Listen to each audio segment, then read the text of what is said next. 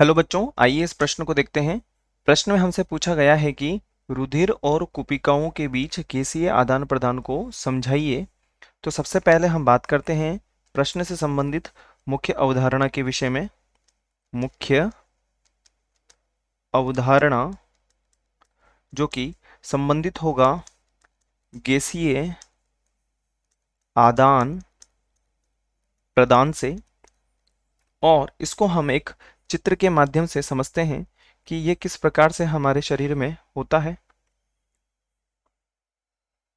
और चित्र के माध्यम से हम बहुत आसानी से समझ सकते हैं कि किस प्रकार से हमारे शरीर के अंदर रुधिर एवं कुपिकाओं से गैस का जो आदान प्रदान होता है वो किस प्रकार से होता है।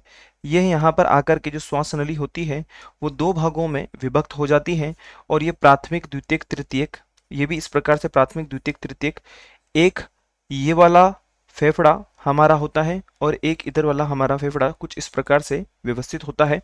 अब हम बात करते हैं तो यहाँ पर श्वास नली हो जाएगी हमारे पास, और श्वास नली से होते हुए ये श्वसनिका, ये वाला जो भाग हो जाएगा हमारा, ये हो जाएगा हमारे पास में श्वसनिका।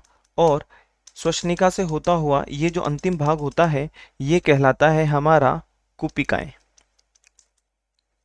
अब हमें बात करनी है कुपिकाएं एवं रुधिर के मध्य किस प्रकार से गैसीय आदान प्रदान होता है।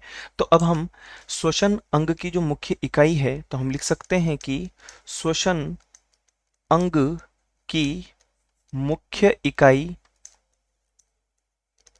क्या कहलाती है? कुपिका कहलाती है। और कुपिका के बारे में हमने अभी चित्र द्वारा समझ लिया है। अब हम समझते हैं कि कुपिकाओं में और रुधिर में किस प्रकार से गैसीय आदान प्रदान होता है। तो यहाँ पर ये हमारे पास में कुपिकाएं हैं, और कुपिकाओं के में क्या होता है, जो ऑक्सीजनित या शुद्ध वायु है, या हम एक तरीके से कह सकते हैं कि जो वायुमंडलीय वायु है, वायुमंडलीय वायु अर्थात एक तरीके से ऑक्सीजन युक्त हो गई, वो ऑक्सीजन युक्त वायु जो होती है वह हमारे रुधिर में उपस्थित रुधिर वर्णक, और रुधिर वर्णक का नाम क्या होता है, या रक्त वर्णक के बारे में हम बात करें तो रुधिर वर्णक होता है हमारे पास में हीमोग्लोबिन।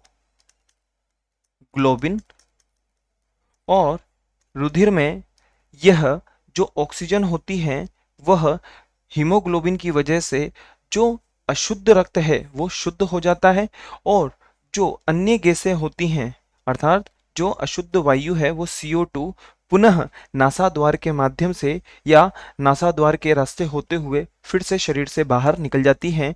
और इस प्रकार हमारे शरीर में कुपिका एवं रक्त द्वारा गैसीय आदान प्रदान होता है। आशा है आप इसे अच्छी तरह समझ गए होंगे। धन्यवाद।